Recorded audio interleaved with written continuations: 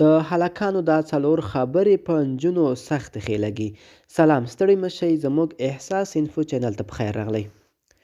نجونې د خپل جوړښت په بنسټ د نارینه‌وو سره توپیر لري.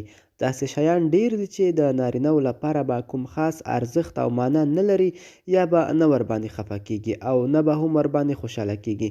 خو نجونې او ښځینه بیا حساس مخلوق دی. لومړی، په ښځو باور کول. کله چې د خپلې مېرمنې ته یو کس ووایي چې په تا باور لرم، ته کولی شې نو دا د هغه لپاره ډېره لویه معنا لري. په افغانه ټولنه کې ښځینه داسې نه دي چې نور دوستان او همکاران ولري. دوی د نورو څخه تشویق او په ځان نشي ترلاسه کولی. یوازینی کس چې دی هغه یې خاوند دی. په دې مورد کې هغه ته په ځان باور ورکړئ، نو د خاوند له لوري دا ډول خبرې په ښځینه‌وو بېحده ښې لګي. دویم، په تا مې ژوند ښکلی شو. دا ډېره بامعنا کلمه ده.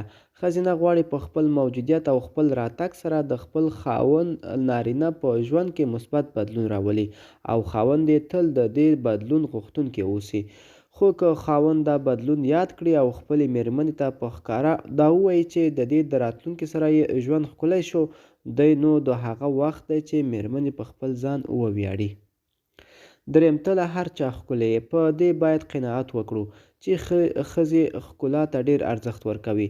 هره یوه غواړي د خپل خاوند په سترګو کې د نړۍ تر ټولو ښکلې ښځه وي. له همدې کبله د خپل خاوند له لوري د خپلې ښکلا ستایلو ته تل اړتیا لري، او د دې ستایلو په اورېدو سره یې یو ځل بیا زړه ډاډه کیږي چې د خپل خاوند لپاره دا تر ټولو ښکلې مېرمن ده.